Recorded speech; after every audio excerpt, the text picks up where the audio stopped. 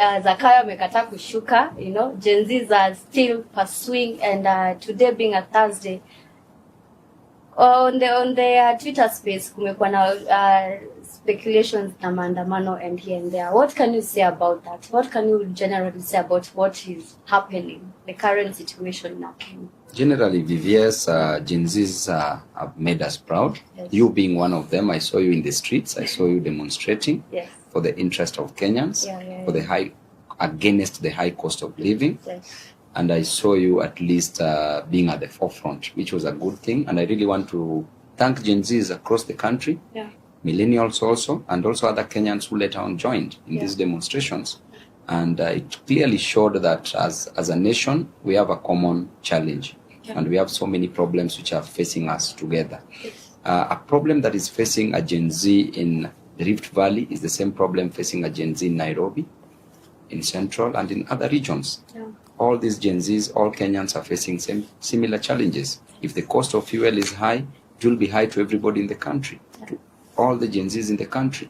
If the cost of education is high, like the way Ruto decided to raise the cost of education, and being told that a social science course is going to cost 300,000 Kenya shillings to a mama mboga who is selling mboga.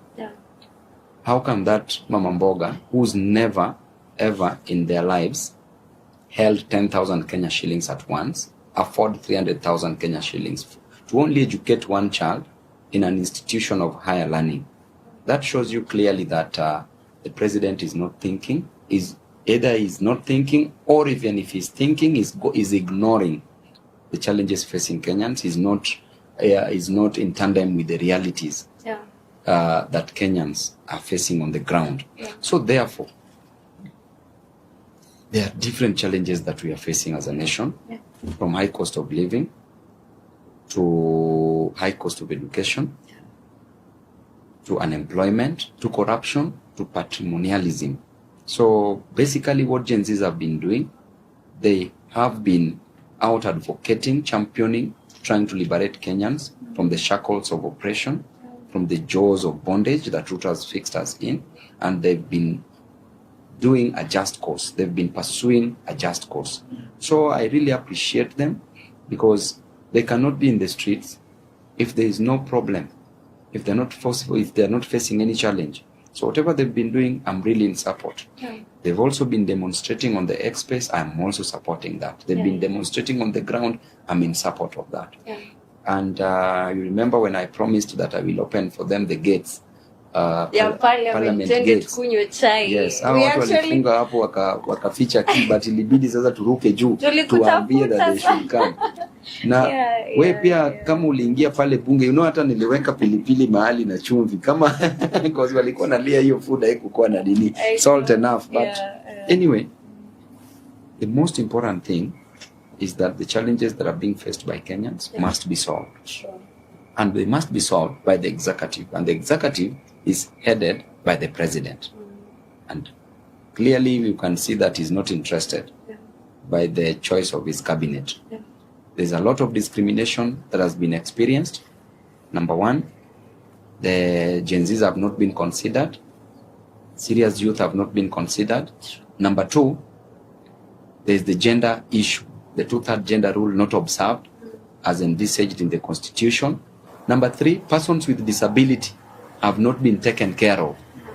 Okay? The only disability that Ruto has considered is mental disability by taking people to join the cabinet. That's it. And Gen Zs are partyless, tribeless, and formless, And you as a millennial leader, you are in the best position to tell us how to go about the formation of parties. Because we can't, if we want to be in the political space, then it means that we need to prepare for the elective seats. So how do we go about that? We are partyless, we are formless. It is very important for Gen Zs to be partyless as at now, to be tribeless forever, to be formless, because the moment they have a specific, to be leaderless, the moment they have a specific leader, that leader might be compromised.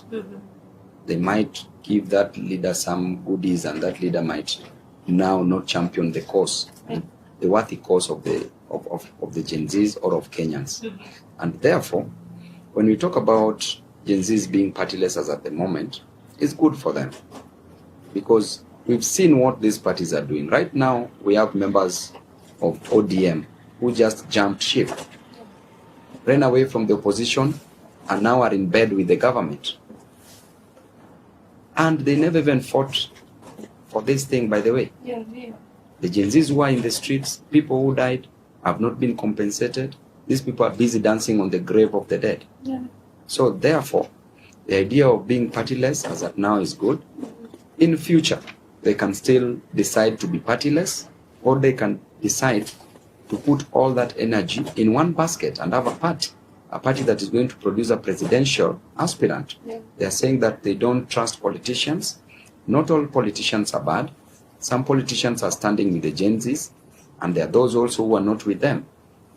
So, if they are not trusting those politicians, not all of them are bad, right? Yeah. So therefore, even with the current demonstrations that are ongoing, they need to be structured. Leadership must be provided. Yeah. But people who are coming out, activists are doing well, civil societies, but they are also saying that they don't want politicians in them, in this thing, and that this thing should be leaderless, but they also want to provide leadership. You see, that is where the problem comes in. Yeah. That they don't want any politician to come in and no leaderless, but they want to provide leadership. Yeah. So there's a bit of push and pull, but all in all, there's a collective responsibility where we are all coming together, people with a similar agenda, same interest, the politicians to the leaders with their similar interest as the Gen Zs. Yeah. The civil society is also doing well, and other Kenyans are also in unison with what we are doing. So generally, there must be direction that has to be given, whether we like it or not. Why? Because the demonstration started on a high note. Right now, there's a little bit of fluctuation, although still being attended, well attended. But with time, it might lose the momentum if there's no proper leadership, if there's no proper guidance. I used to hold demonstrations here alone when I was at the University of Nairobi, when there were challenges, when we were fighting against corruption, fighting the then President Kibaki, President Uhuru, former presidents, okay? I was holding demonstrations and it was well structured. We need to be giving also ultimatums, and then after the ultimatums are not met, then we call for demonstrations. But the frequency by which we are doing the demonstrations is also very important. Now we need to apply strategy. It's not just about going for a war. You have to go for these wars and you strategize well. Napoleon Bonaparte was a military genius. But because he didn't strategize well during his the last battle, the Battle of Waterloo, what happened? He was defeated. Sure. So we need to strategize and defeat the enemy. We have one enemy. You cannot keep on saying that, we don't want this politician while he means well. Those who mean well must be included. An enemy of your enemy is your friend. But if we keep excluding people and expunging people from it, then what are you fighting for? You are not fighting for your own interest. You are fighting for the interest of Kenyans. Yours included. So some leaders must be included in this thing. Yeah. Leaders who mean well must be included. Civil society who mean well must be included. Gen Zs must take, they are the forefront. Actually, They are the leaders of this. Millennials must be included. Our parents must be included. Let it be a collective war against a common enemy, who is Ruto. And Babu, if we are talking about... the issue of also the party. Yeah. If we are talking about kuwasalimia na ballot, and also if you're talking about haki yangu ama policy zangu zikwe forward to the parliament, we need those we need our MPs in those positions. We need young leaders. And if you are formless and partyless, 2027, who are we going to elect? Are we going to elect formless, or we really don't have those leaders? And I feel like sahi tunapa vile umesema, the strategy way of having those all those youths together, and that is why we're here, the ballot. Ama how will we achieve the kuwasalimiana ballot, ama ensuring that we have leaders who are going to fight for our rights if we don't have leaders of our own doing that the way you do? Education imeshika, it is well represented by you, though we have so many other areas like women. So what strategy it had to lead to that? There are two ways of getting to parliament or getting into an elective seat, either the county assembly, or in the National Assembly, or in Senate, or at a gubernatorial level where you are going for a governor, or an alternative of, or when you want to vie as a presidential aspirant. There are two ways of vying. There are two vehicles that you will use. One, you'll use a political party. And two, you can vie as an independent candidate. Okay. So, if you insist that you are partyless, for those who want to be partyless, if they want to contest, and I encourage them as youthful leaders to contest as many as possible so that they can occupy parliament. There are 1,000,001 Gen Zs, millions and millions of Gen Zs, who are better than these members of parliament. 90% of these members of parliament you are seeing in parliament, who are here making very retrogressive laws. They don't even know the definition of law, what they are making. Majority of them don't know that. Okay? So therefore, these Gen Zs should occupy this space. They should provide leadership. Because if Babu Owino came from Nyalenda slums and who has been elected as a member of parliament, you as a Gen Z VVS, you can come to parliament. You can be elected in a position of representation.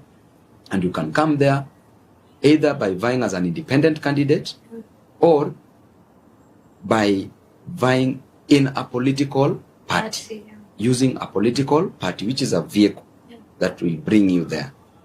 But it is also very easy for us, for the Gen Zs to come together, for the millennials to come together, for the youth, basically who form around 65 to 70% of the Kenyan population, to come together and say that, you know what, we can make an overhaul, we can change the system, we can get into parliament in our numbers, because it is us who elect them.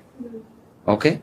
So, 2027, either you can look for a political party that is a vehicle that can bring you to parliament, to the county assembly, for a gubernatorial seat, or even a president. Look at Senegal, youthful leaders who came from prison 10 days to elections and went straight to State House. They didn't even have money to pay agents. They did not even hire agents. They did not even hire agents, right? So therefore, generally, there must be a structure up and down. If it is about Gen Zs, it is about forming one political party that is going to cater for their interest, that is going to ensure that they are delivered in parliament in numbers. Over 200 members of parliament should be Gen Zs. At the county assembly, all the over 1,200 members of county assemblies should be all Gen Zs. Yeah, true. Okay? Gubernatorial seats, they can't take it. President Ruto campaigned on the ground of a hustler narrative. So many hustlers, youth are the hustlers in this nation, and they form the bigger percentage of the Kenyan population, and therefore they should even look for that seat. Let's take everything and let's change this country the way we want it changed. So 2027, we can also revolutionize this country by ballot. Yes. And that is the way to go. And if we don't have a party, see, we can form a party. Constitutionally, yes, if you are 35 years and above, you can be a president, right? And inaweza kuwa poa if we have a young president. You are a millennial, and this is a fight between the Gen Z, millennial, and now the people at large. Yes. Because our parents are there and all that.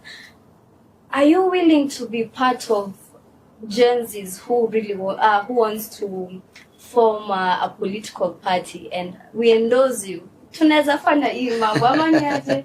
You know, we need to have a young leader who really understands us.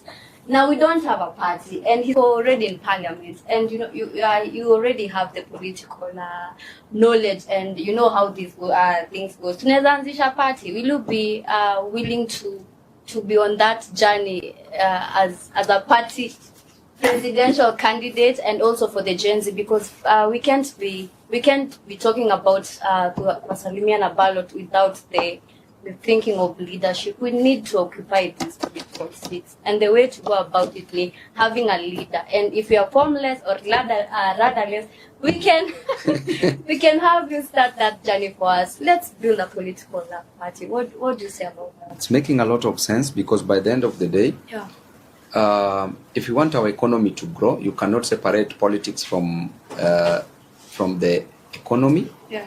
The economy of a state is determined by the political activities of that state. And the political activities of a state determines the economy of a state. If the political activities are not well managed, the economy will collapse. If they are well managed, the economy will grow. The development comes from political leaders, because they are the custodian of Kenyans' funds. They have a fiduciary duty, duty based on trust. They are the agents, and the agency duty as an agent of the people. Fiduciary trust, holding in trust these positions for the people. And because we know that resources are allocated in different departments, these departments are managed by political leaders. The process of getting there is through a political process called an election. So definitely, we will need political leaders.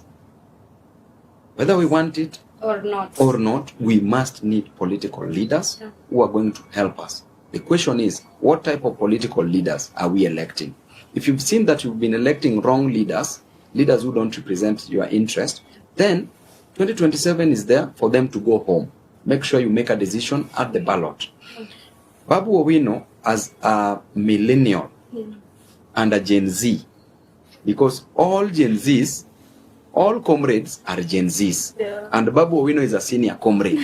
Therefore, Babu Owino is a Gen Z by both assimilation and association. Okay? So if we form our coalition of Gen Zs and millennials to form Zillennial, okay? Zillennial. A very good name for a party. So definitely, it can take us somewhere. Because there must be somebody in 2027 that has to champion for the interest of Gen Zs. And there must be several of them also who can also champion at different levels. As I've said, at the county assembly, at the national assembly, at the Senate. In county entails both a governor and members of the county assembly, and even at the presidential level.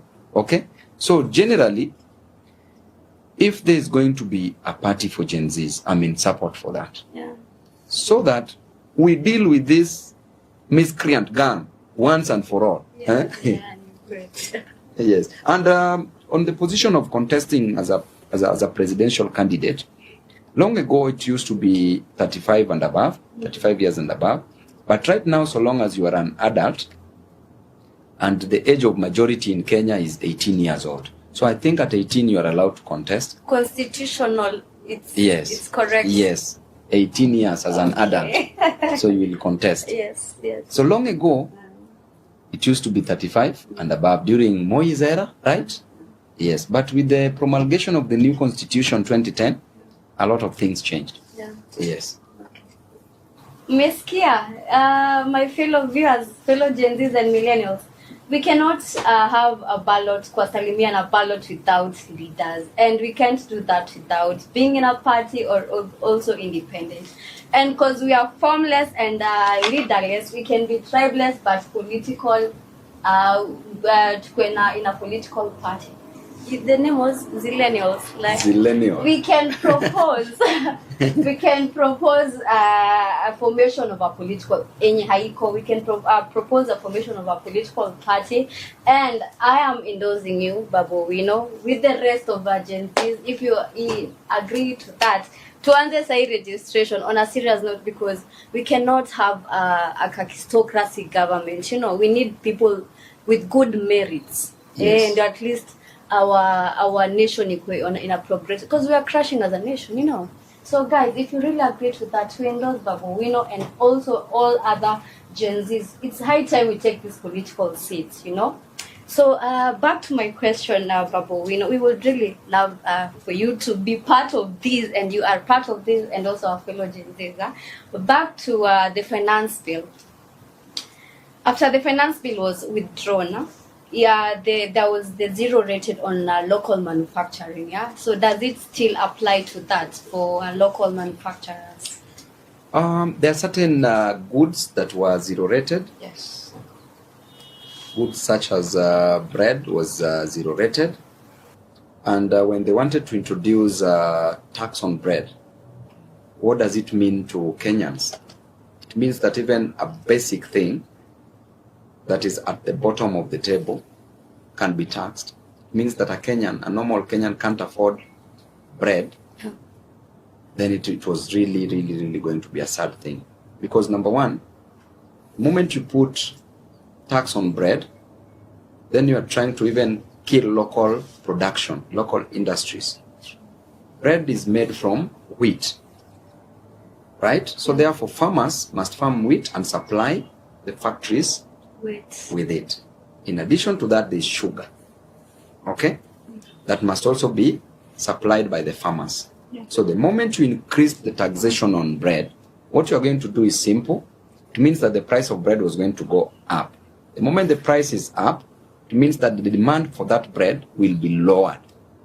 Not so many people will want to use bread, right? Yeah, if it's at 75, who will even afford to Nobody buy will bread? want to buy that bread. Yeah. They will opt for other things, right? Then if you don't buy that bread, it means that its supply also will stop. Where does the supply come from? It comes from the factory. The factory, yeah. Therefore, that factory will close down because there is no demand for bread. People don't buy the demands that the bread that they are producing. The moment that factory closes down, people will lose jobs. So increment in price of bread leads to even loss of jobs because of low demand, right? Loss of jobs at the factory, loss of jobs at the farm level, where people will also stop farming wheat because no company, no industry, no factory is buying that bread. Yeah. Is buying the wheat, the raw material, okay, for the manufacture of bread. So it would lead also to the closure of industries, and that applies also to certain goods like sanitary towels. Okay, when the government said that they wanted to increase prices for imports so that they can spur up local production, it was a very good idea. But the question is, does the local production produce enough to sustain the existing population that we have in the country? The answer is no. No. Okay? Because we are not well equipped. Therefore, increasing imports, cost for imports, the burden of cost will still go back to the common mwananchi on the ground. Because the moment mwananchi's demand for goods like pads, sanitary towels, and then they find that they are not sufficiently produced, they will turn an eye and look at the imports. They will find those imports at a higher value. Therefore, that cost will go up. So, the moment we buy more imports, we will be losing money as a country because we are taking all that money and removing that money from our economy into our other economies, which is called leakages. It is leaking into other economies. And that is what we call in economics foreign absorption. We don't need to promote foreign absorption. We need to promote domestic, local absorption, where money circulates within the system. Okay, so zero rating, there are certain goods that you cannot put tax on them. If you go to most of these counties, most of these constituencies, up to now people can't afford even pads. Some of them use soil. They sit on the soil a whole day. If you go here to Turkana, some parts of Kilifi, some of them use clothes. Some of them use leaves, taking dignity away from our children, taking dignity away from our girls, taking dignity away from our daughters and our mothers was not the right way to go. Okay? So issues taxation, generally, increment of tax in any product, any good, creates low demand for that good. And it goes down to where that good is manufactured. Where it is manufactured, even jobs will be lost. So it was a wrong idea. Definitely. Everything about this finance bill is just a wrong idea from the start. Babu, you really mentioned a very sensitive area, menstruation pads, and period poverty has been the national crisis for the female gender. And we have actually started a campaign, I think a year ago, of walking with placard and I saw you with free pads, zero tax-free pads.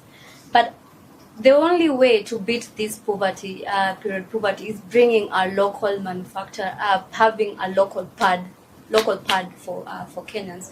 Because you look at the kind of pads that are here, example like Cortex and Always, they are imported, and 98% of the products, menstrual products, are imported. Only 2% of Binti, she's a local manufacturer, but people won't go for Binti because of the quality and also support. Babu, for us to end the period poverty, we need to have our own local pads, and we're also looking at affordability. And I have a system of production of sanitary pads, and this is sanitary. I don't know if you have ever come across a reusable pad, but I brought you a sample today. Unajua wewe ni Babu kwa sababu ya. This is amazing. I can promote it. Yes, that is a reusable. And I've actually seen this reusable one where you wash it with the cold water, right? Yeah. And then you rinse it. Yeah. And then you can reuse it.